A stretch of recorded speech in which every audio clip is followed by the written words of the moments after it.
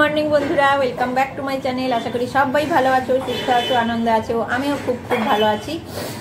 আবার একটা নতুন দিনের শুরু। মেঘলা মেঘলা ওয়েদার আজকে, মেঘমেঘ হয়ে আছে। জানি না কোথায় কি হয়ে আছে, আমাদের এখানটা বেশ মেঘমেঘ হয়ে আছে। আজকে আমি বসে আছি, এখন প্রায় 9টা বাজতে চলেছে। কেন বসে আছি বলো তো? আজকে আমার রান্না নেই। কালকে যে রান্না করেছিলাম সব রয়ে গেছে।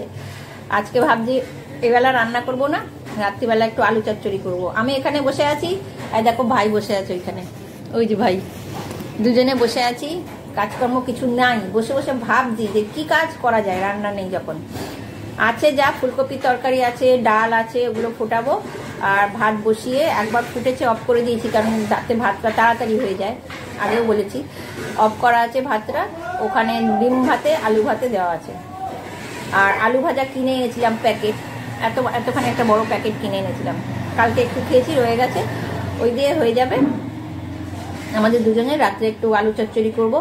ভাই বলেছে আজকে আলু চচ্চড়ি হলেও রুটি খায়, ভাতের সঙ্গে মিশিয়ে রুটি খাবে, ও হয়ে যাবে। ওই জন্য এখন বসে আছি, দেখি এই ঘরটার দেওয়া ঘর মোছা কাজটা হোক, তারপরে কি করে। ও হ্যাঁ, একটু পেঁয়াজ কেটে রেখেছি, পেঁয়াজ ভাজবো। আলু সেদ্ধর সঙ্গে না পেঁয়াজ ভাজা খুব ভালো লাগে আমার খেতে। একটু লঙ্কা ভেজে নেবো, উফ ফাটাফাটি খাওয়া হবে। রোজ রোজ না এই তরকারি পাতি হ্যান ত্যান ভালো লাগে না। আজকে একটু এরকম খাই।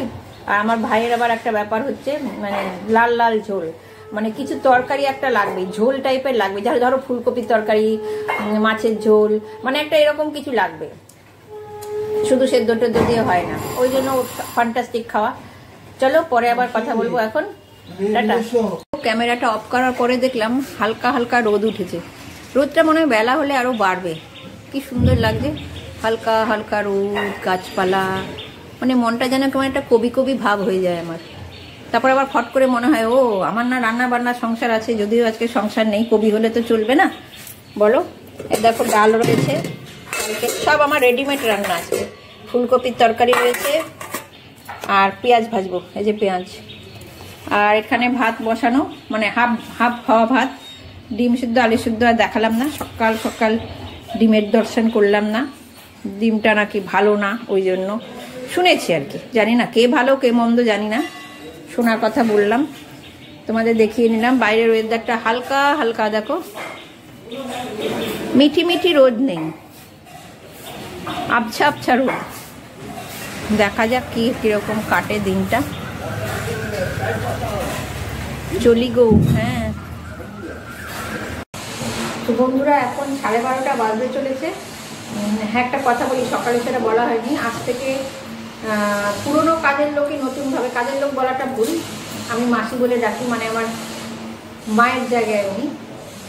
আগামীকাল কাজে আসতে দেখিয়ে দেবো।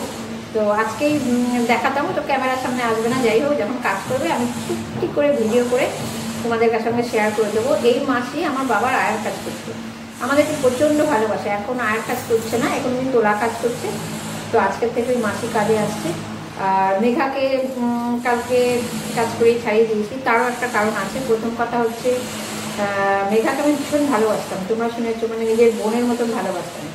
সেই জায়গা থেকে দেখলাম মেয়েটা যখন কাজে এসেছিল তখন একরকম ছিল, এখন অনেকটা পাল্টে গেছে। হয়তো তোমরা বলবে তাতে তোমার কি, কিন্তু দেখলাম না, ঠিক না। এখানে এসে ফোন করছে, বুঝতেই পারছো ব্যাপারটা এখনকার।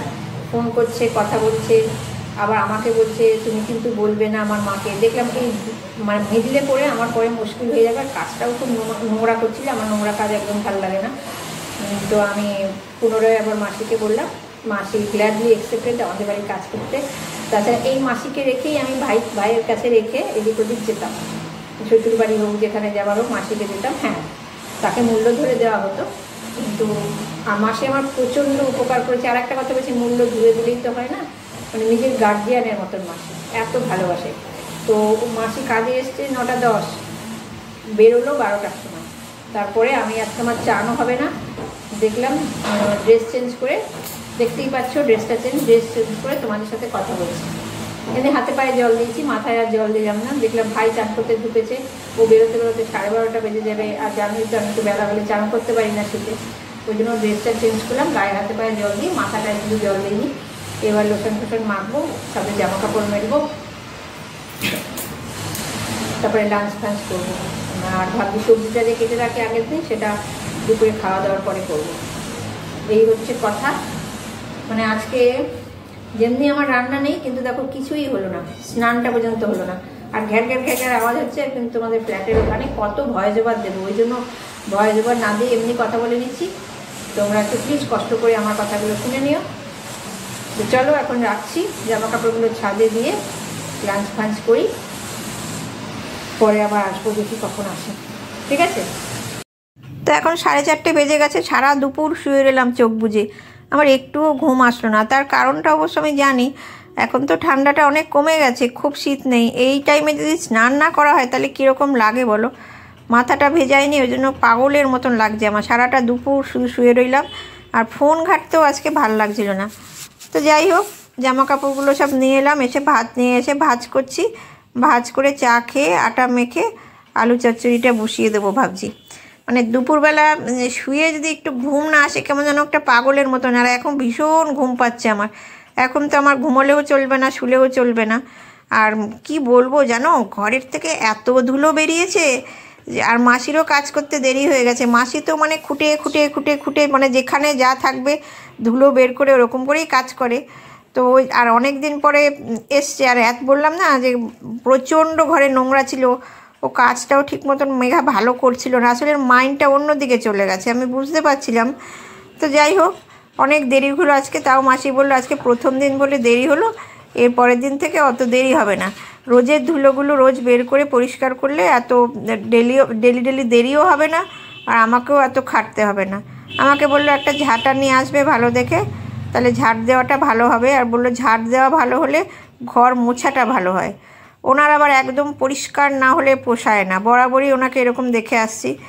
যাই হোক, এখন জামা কাপড়গুলো ভাঁজ করছি, তাই একটু কথা বলছি, এরপরে দেখি কখন আসি। ঠিক আছে? এরপরে আবার সন্ধে দেওয়া আছে, দেখো জানলার কাছ দিয়ে বোঝা যাচ্ছে প্রায় সন্ধে হয়ে এসছে। আমার আজকে জামা কাপড়গুলো আনতেও ছাদের থেকে দেরি হয়ে গেছে জানো। ঘুমোলে কি বেশ ফ্রেশ লাগে, তো ঝট করে উঠে পড়ি। আজকে এমনিই আমার অনেক দেরি হয়ে গেল।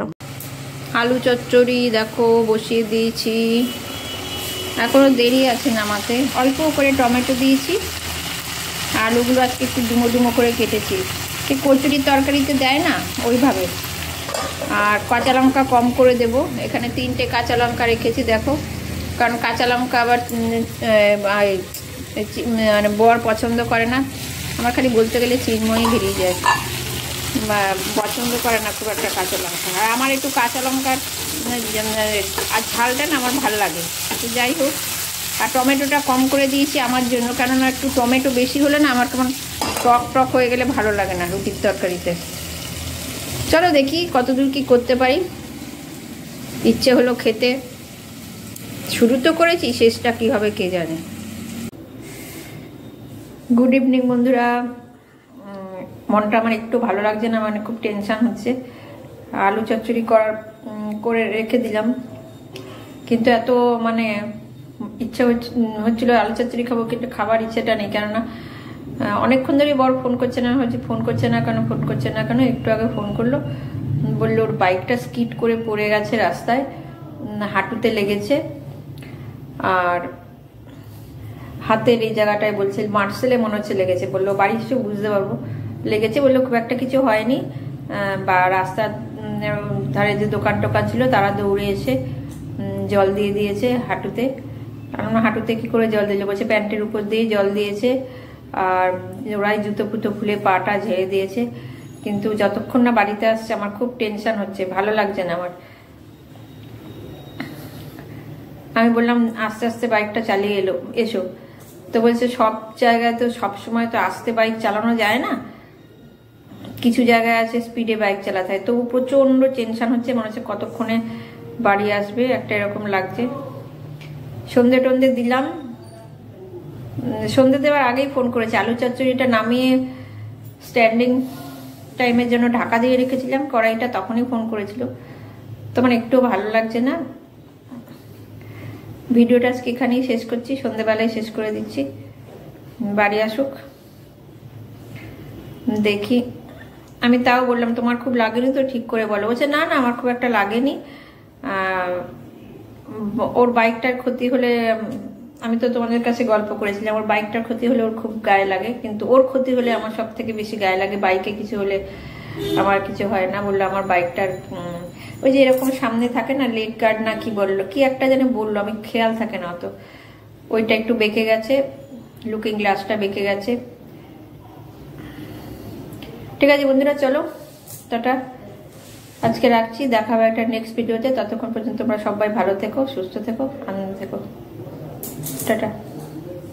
তো ভিডিওটা এন্ড করার পরেও আবার এলাম বন্ধুরা, এখন 9:15 বাজে, বর বাড়ি চলে এসছে, সেরকম কিছু লাগেনি, ওই হাতের এই মার্সেলটার মধ্যে ব্যথা হচ্ছে, আমার তুমি অত জোরে পড়েছো তো, চাপ খেয়েছে বোধহয়, আর হাঁটুটা একটু ছিঁড়ে গেছে, প্যান্টটা পুরো ভেজা ছিঁড়ে গেছে, মানে ওটাতে রাত্রিবেলা বোরোলিন গরম করে দিয়ে রাখবো।